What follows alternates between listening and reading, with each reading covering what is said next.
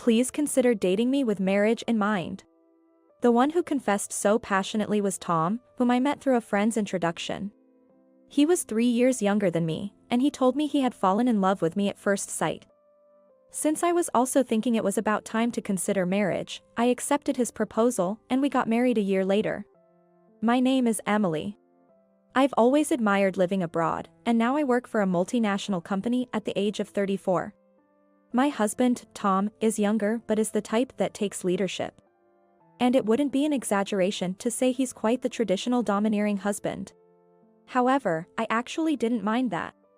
Having lived alone for a long time, doing household chores was normal for me, and I didn't find it painful, plus I enjoy cooking. So Tom hardly does any housework, and I take care of it by myself. When we go out, Tom leads the way, so I can enjoy myself without thinking about anything. I think we have a pretty good balance. Things started to change when my mother passed away. During work, I got a call from my dad saying my mother, who had a chronic illness, had collapsed. I had hurried out and arrived at the hospital in about 2 hours to say my final goodbye to her. When I stayed at my parents' house for the funeral and contacted Tom, he said he couldn't come on such short notice because of work. And he didn't make it to the wake. He did come to the funeral, but apparently, he couldn't prepare his mourning clothes himself, and after I hastily arranged a rental. He complained that I should have prepared it from the start. Amidst my grief and busyness, I brushed off his complaints, but it seemed Tom didn't like that and was in a bad mood the whole time. Since then, it feels like we've had more arguments even after coming home. Well, I guess it's normal to have some fights after being married for 3 years, but lately, Tom has been particularly confrontational. Still the traditional head of the household, he keeps telling me to prepare this and do that, and though I've refused out of annoyance. He doesn't know where anything is, so even preparing for his own business trips takes a long time. Moreover, he messes up the house while complaining, leaving a trail of clutter. Eventually, I realized it's easier for me to just do it rather than cleaning up after him, so I'm not exactly being submissive. But I've been taking care of most of the chores. The first anniversary of Mom's passing is next week, so I'm going to prepare for it. When I said that, Tom responded in an annoyed tone. Oh, I have an important meeting on that day. What should I do? Even though I had mentioned it well in advance, I don't understand why he would say such a thing. What? You mean you're not going? At that, Tom let out an exaggerated sigh. It's not like that, but it's going to be tough giving instructions to my subordinates, you know? He had been promoted recently and seemed happy to have subordinates, mentioning them to me at every opportunity. I feel like sighing myself. Anyway, please remember. I emphasized my request. And then, on the eve of the first anniversary. When I came home from work, Tom was sulking in the living room, drinking beer. Sorry, I'm late. I got caught up with overtime. He must be upset because I was late returning and dinner would be delayed. I've been waiting for over an hour, you know. Just as I thought. But it's only an hour. If he can't make anything himself, he could have bought something. I did inform him what time I would return, so he could have done something himself. Suppressing the urge to say this, I offered him the takeout I had bought. I thought it would be too late if I cooked, so I bought this instead. Then, Tom slammed his beer glass down. These again? Haven't you been cutting corners a bit too much lately? Again? The last time I bought a takeout was about half a month ago. Indeed, I've been busy lately, and the meals have been simple, but I've been mindful of nutritional balance and hardly ever bought ready-made food. So, his complaint seemed unjustified. As I pondered whether to argue back, Tom, perhaps misunderstanding something, pressed further. You can't say anything because it's true, right? Take care of the household properly. Lately, you've been coming home late. Saying you have overtime. Are you having an affair or something? Tom shouted that in anger. At his words, all the frustration I had been holding back exploded. Enough is enough. If I'm coming home late, there's nothing wrong if you prepare dinner. Since you can't cook, it's okay to buy takeout or some ready-made dishes, right? I always let you know when I'll be late, and I'm even doing your share of the housework. So how can you say such things? Then, Tom glared at me. Huh? You're 3 years older than me, you know? I could have married someone in their 20s, but I chose to marry you, who's older. You should be grateful and at least do that much. Without me, who else would take you?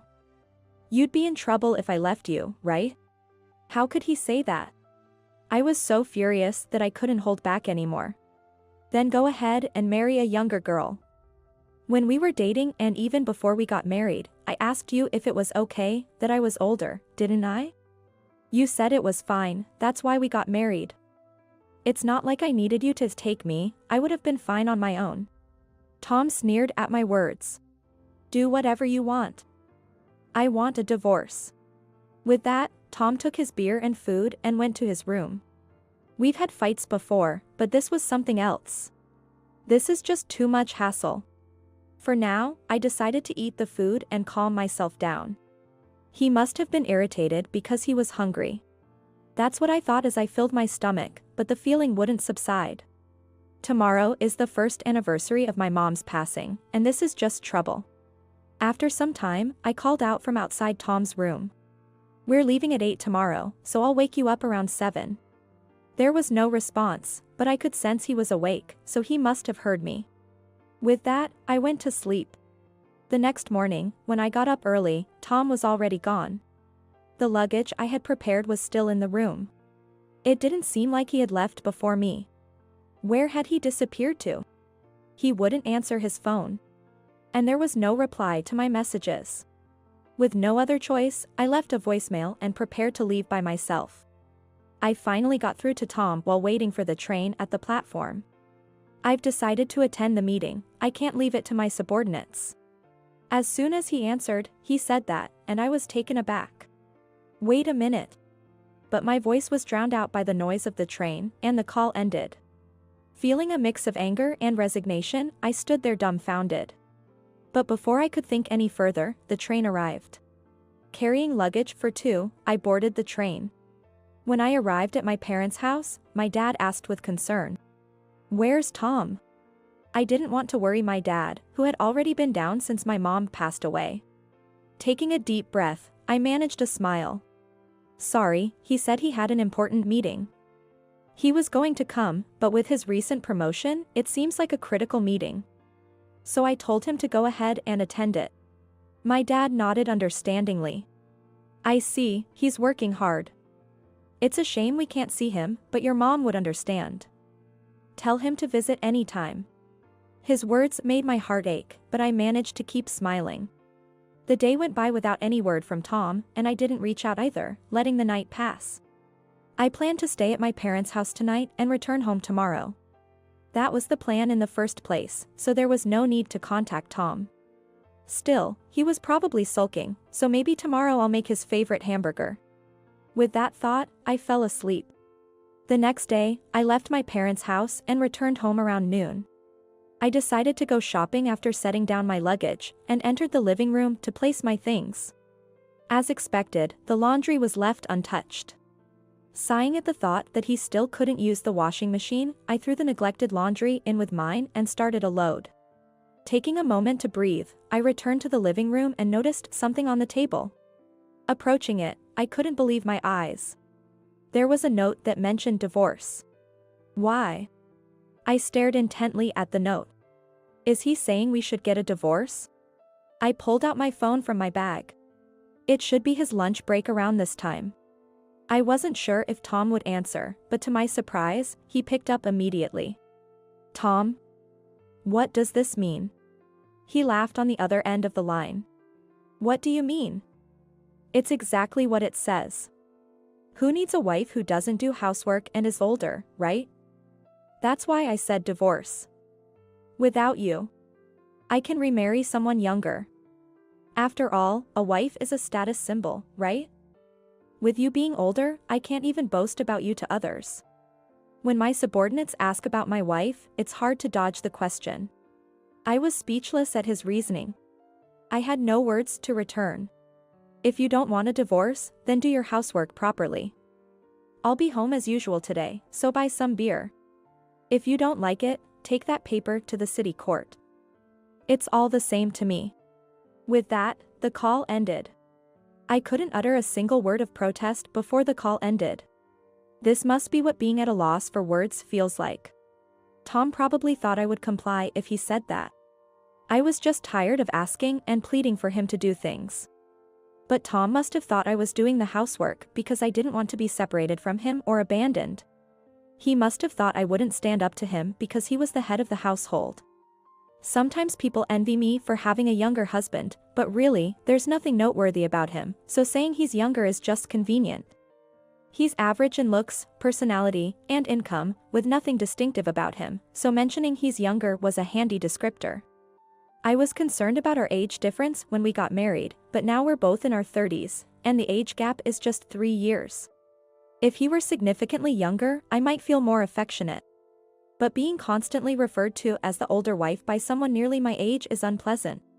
I decided to pack up and leave promptly. I felt a sense of relief. I thought we were having a fairly good life, but that's over now. I can live without Tom. With that realization, I felt incredibly liberated and called my boss to take a few days off. Fortunately, it was just after the busy period, so I was allowed to take about a week off. Since I'm getting divorced, I'll have to sort out my belongings. I didn't have much stuff, so packing was quick. I stored large items in a rental room, loaded my car with clothes and essentials, and on a whim, drove to a hot spring resort. It seemed to be the off-season for inns, so I easily booked a room at a low price and drove there excitedly. While enjoying the hot springs and relaxing in my room, my phone rang. Emily. Didn't I tell you to buy beer today? Where are you? It's time that Tom gets home. Hearing his words, I suddenly remembered and couldn't help but laugh. I'm at a hot spring right now. What? A hot spring? Why? What do you mean? Well, you're the one who said it's divorce if I don't like it, right, Tom? Imagining my ex-husband's flustered state made me laugh even more. Wait, you took that seriously? Yes, of course. Why? Because you're the one who said we should get a divorce, Tom. Have you already forgotten what happened a few hours ago? Then I heard a clearly flustered voice. Hey, you're joking, right? You're just at a spa or something, right? Then I'll go get some takeout, so come back home early. His sudden change in tone, acting like a kind husband, made me unable to stop laughing. It's about an hour and a half by car. There's an open-air bath, and it's really nice. You going out to buy your own meal? What a surprise. I've moved out all my stuff so I won't have to come back, so do as you please with your life. Tom was desperately pleading for me to come back. But, of course, I had no intention of returning. You're the one who said we should get divorced, are you stupid? It's so obvious you were trying to use divorce as a threat to make me comply. I told you, I can live without you. Now you can divorce the old wife and go marry a younger one, if you can manage that. Tom fell completely silent. I think it's none of my business, but you should really consider moving out of that apartment soon. It was then that Tom finally spoke. Why? His voice was almost a whisper. Because, think about your income. If you keep living there, you'll go bankrupt soon. From now on, you'll have to outsource cleaning, laundry, and cooking, or eat out, right? That will cost money, and if most of your salary goes to rent, won't you be in trouble? You used to say you were supporting me, but my salary is almost double yours. I never thought I was supporting you, but if anything, I was the one supporting. Also, you act all bossy because you got one subordinate, but did you know I have more subordinates? And even more under them? I didn't talk much about work because Tom would get in a bad mood, but in terms of position and salary, I was higher.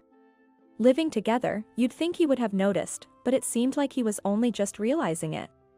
With his high pride and patriarchal attitude, Tom might have been maintaining his self-esteem by looking down on me. Now that he can't look down on me anymore, he must be feeling down. In a way, I shredded his pride as a payback for everything. The reason I did the housework and didn't say anything against your patriarchal attitude was partly because I was being lenient since you're younger, and also because it was too much trouble to ask you to do anything because you're so hopeless at housework. It's not because I couldn't manage without you. I was just taking care of your chores along with mine. So, naturally, when you said it's divorce if I don't do them, I chose divorce. That's why we're strangers now. Goodbye. Having said all I wanted, I hung up. Feeling refreshed, I savored the inn's cuisine. Later, as expected, Tom reached out wanting to reconcile, but I cheerfully told him, I'm older, so I can't go back to you. Probably, younger women didn't pay him any attention. Tom seemed to have given up and cancelled the apartment lease. For the property division, I had a lawyer step in and demanded more considering I had been burdened with housework. Tom, trying to save costs, didn't hire a lawyer, so the settlement was largely in my favor. It turns out Tom's only subordinate was complaining about his poor guidance and didn't see him as a boss, which caused more trouble when Tom found out. It's important to take care of your subordinates. As for me, there had been talks about working at the overseas headquarters for a while. Formerly, I had declined them, not wanting to inconvenience Tom, but now I decided to accept it. I'm currently preparing for the transition. I've caused my dad some worry, but we've started practicing FaceTime so we can easily stay in touch even when I'm abroad. I'm satisfied that I will be doing the job I've always dreamed of since I was young. I'm ready to give it my all. Are you ready for the move? My husband, approaching me with a look that seemed to say I was no longer needed. After treating me like an ATM, now he's trying to kick me out of the house. Why do I always have to suffer like this? Swearing revenge, I readily agreed to leave the house. But there was a strategy behind this, aimed at getting back at him. My name is Carolyn, and I'm 46 years old. I work as a municipal employee at the City Hall. After graduating from a community college, I dedicated myself to my job, and before I knew it, I had reached 25 years of service. I married my husband, Michael, when I was 25. It was a shotgun wedding, and we had a boy the following year. Our son has now become a college student. He moved out to attend a university in another state, living on his own. To be honest, our marriage hasn't been very good. Since our son left, we hardly talk, and our relationship has grown even colder. Especially since my husband's domineering attitude has gotten worse, reminiscent of our early marriage days. It seemed like he had restrained himself after our son was born, but his true nature began to resurface. It's become routine to be criticized for the dinners I painstakingly prepare, with comments like "this is bland" or "make it again." No matter how carefully I do the laundry or cleaning, I constantly hear, "Can't you even do household chores properly with an associate degree?" Or, "Why did I even marry such a foolish woman?" My husband graduated from a prestigious private university and works in sales at a major food trading company. He probably thinks that me, with my associate degree and government job, am not good enough for him. He often makes belittling remarks. I've voiced my concerns a few times about sharing household chores, saying, "Since we both work, can't we divide the housework?" But he insists, it's natural for the wife to do the housework. You get off work on time since it's a government job, and our son is grown up. So you should manage on your own. I countered, our son being grown up applies to you too. But that seemed to annoy him even more, leading him to say, if you can't handle both, quit your job. He says to quit easily, but I have reasons why I can't. Our living expenses, mortgage, and our son's tuition fees are mostly covered by my salary. I've tried discussing this several times. Could you at least help with the mortgage or part of the tuition fees? However, he responded, how I spend the money I earn is my business, and only contributed the bare minimum. We've had separate bank accounts since we got married, so I had no choice but to accept this arrangement. You'd think one might get used to such a marriage over 20 years, but recently something has been bothering me. My husband started asking me for money frequently, using various excuses. There's a family gathering at my parents' home. So what? I need to give some pocket money to my nieces and nephews, so can you chip in about $100? That was the beginning. While it's undeniable that family ties are important, it was suspicious that he wouldn't contribute himself. However, refusing would undoubtedly lead to being labeled a cold-hearted woman, so I complied. But from that day on, my dad got injured and has to be hospitalized. That's terrible. We should visit right away. No need for a visit, but can you afford $400 for a consolation gift, Or some distant relative apparently got married. A distant relative? From your father's side or your mother's side? Don't pry. I need about $300 for a congratulatory gift, so get it ready. Before I knew it, in addition to regular expenses, I was drained of tens of thousands by my husband. My distrust of my husband grew. Even though he continued to ask for money, I started to dodge and evade his requests. As a result, his mood worsened rapidly, and he began taking it out on me again. Don't you even want to do something for your in-laws? Every time he saw me, my husband would complain. Why do I have to put up with so much? Sometimes I felt like I was about to cry. Around the same time, I was also concerned about my husband coming home late. There were days when he would come home reeking of deodorant spray, and I even found women's earrings in his shirt pocket. The word affair was flashing in my mind. Coming home late, are you busy with work? I have various obligations like entertaining clients, unlike your cushy government job. His dismissal of my job, which I take pride in, saddened me. You just stare at a computer all day, right? Can't even tell if that's considered work. He would say, laughing mockingly.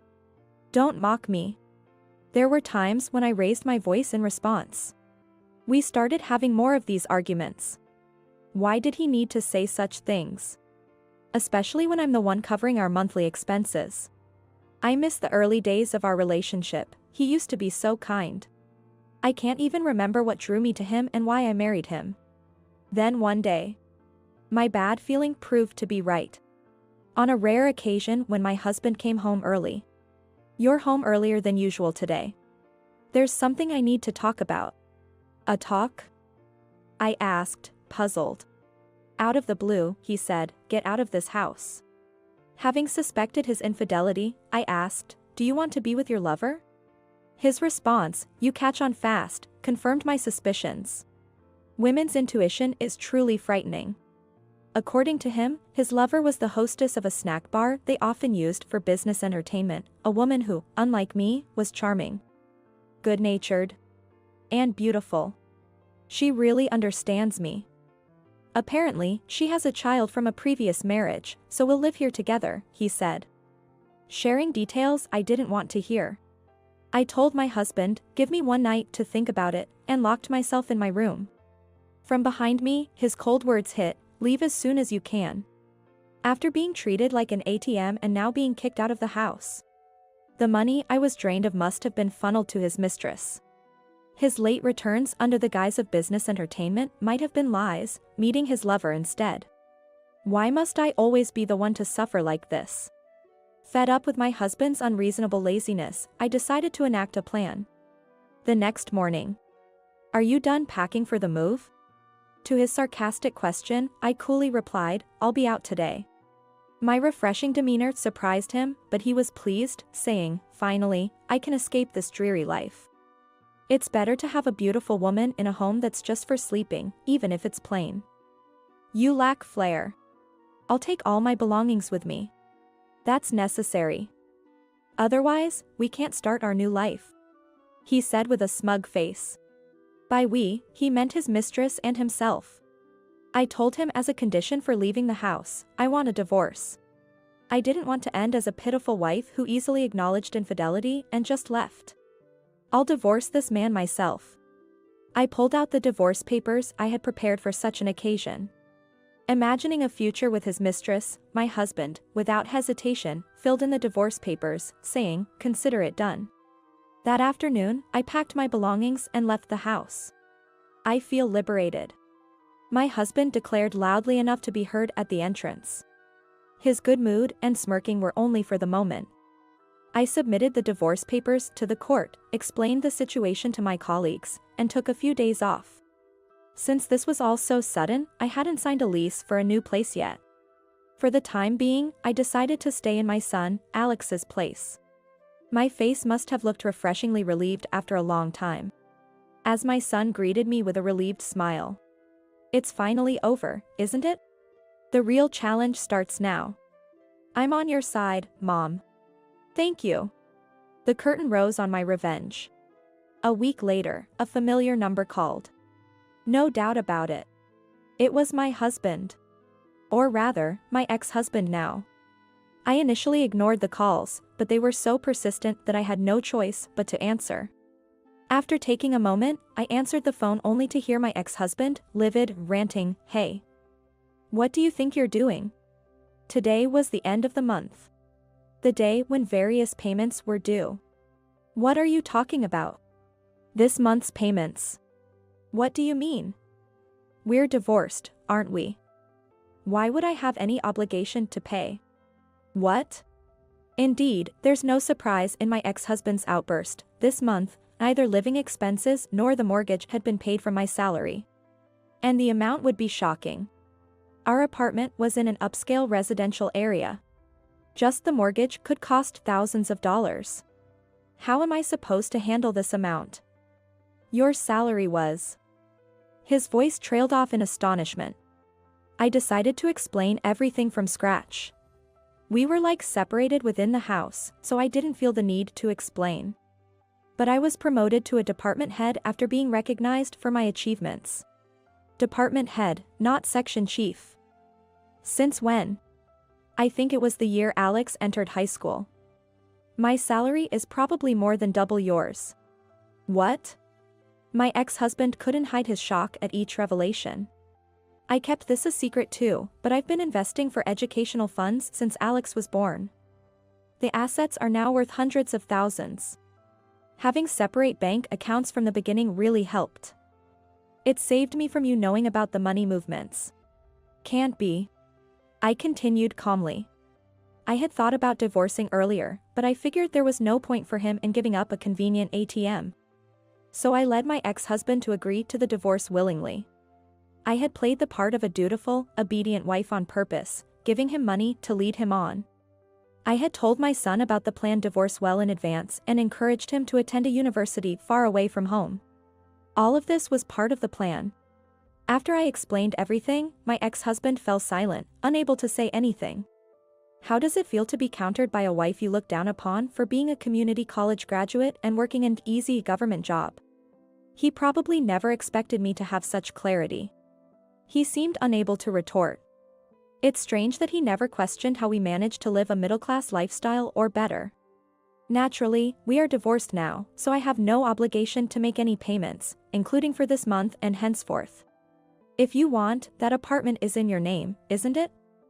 Shouldn't you be the one to pay the mortgage? Where are you now? Huh? I'm coming to pick you up, so tell me where you are, my ex-husband managed to say after a struggle. I even asked your office, but they said you're on a few days off and didn't know where you are. How am I supposed to live now? He muttered under his breath. And for a good reason, as I had arranged with my workplace and son to disappear from my ex-husband's radar. Of course, I had also informed my parents and relatives. It seems my ex-husband was now at a dead end. You could just earn your own living. Though, with your debts, you won't be able to live as lavishly as before, I said coldly. And I could hear him gasp. How did you know? A private investigator can find out easily. Apparently, my ex-husband had been squandering most of his salary on gambling. He was in debt, and I had been covering the repayments with the living expenses I paid every month. You're foolish to even lavish gifts on your mistress. I'll return the words you once said to me. How could I have married such a fool? My relentless counterattack left my ex-husband speechless again. After a long silence, I was wrong, can't you come back? He suddenly asked in a soft voice. I was wrong about everything. I want to apologize, so please give me your address. I want to apologize in person, he lied. Trying to smooth things over. Since he still hadn't learned his lesson, I decided to reveal 2 more truths to my ex-husband. By the way, have you checked the mailbox? What's this all of a sudden?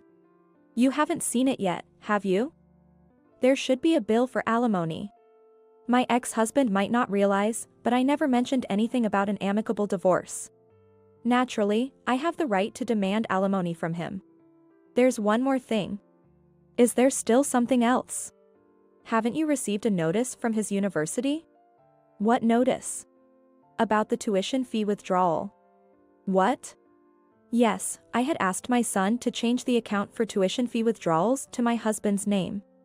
The tuition fee for the upcoming semester will be withdrawn soon. Wait a minute. Let's talk this over calmly. I am perfectly calm. At least he didn't end up attending the same prestigious private university as my ex-husband, which is a relief in itself. My bright son worked hard and, despite my ex-husband's objections, managed to enroll in a more affordable national university in the countryside. Still, the tuition fee for just the first semester runs into thousands of dollars. The deadline for the alimony is also approaching, so please make the transfer soon. Please, have mercy. Why don't you stop this disgraceful behavior? I'm done associating with you. With that, I hung up the phone. Later, through the grapevine, I heard that my ex-husband, having lost my support, was forced to sell the apartment we lived in. He's now living in a dilapidated share house in a building that's 50 years old. Desperate without the financial support, my ex-husband frantically tried to reach out to me multiple times, hoping to rekindle our relationship. I don't know what kind of person his mistress was, but the fact that he didn't rely on her probably speaks volumes about her character. I also learned later that, to add insult to injury, my ex-husband was eventually abandoned by his mistress and left all alone. I had the detective agency investigate her as well. And surprisingly, it turned out she didn't have any children, contrary to what my ex-husband believed. He was the only one who was serious about the relationship. He was thoroughly played for a fool. After treating me like an ATM and then kicking me out of the house, I hope he reflects on his actions. Burdened with debt he accumulated himself and the alimony owed to me, he turned to his parents for help. But they couldn't forgive the terrible way he treated his wife and turned him away. Disowned by his parents, my ex-husband now has no one to turn to and is lost. As for me, I'm finally free from the hassle and leading a comfortable life. With the assets from my investments and the alimony from my ex-husband, I purchased a new apartment. On weekends, Alex comes over, and we enjoy some tea and study together. To my surprise, he aspires to be a public servant like me. It fills me with joy to see him studying hard for the National Civil Service exam, taking my advice to heart. I've returned to work and expressed my gratitude to my superiors and colleagues by distributing thank you sweets for their support. This ordeal has reaffirmed my belief that diligence and perseverance are always rewarded in the end. I plan to live by this principle moving forward.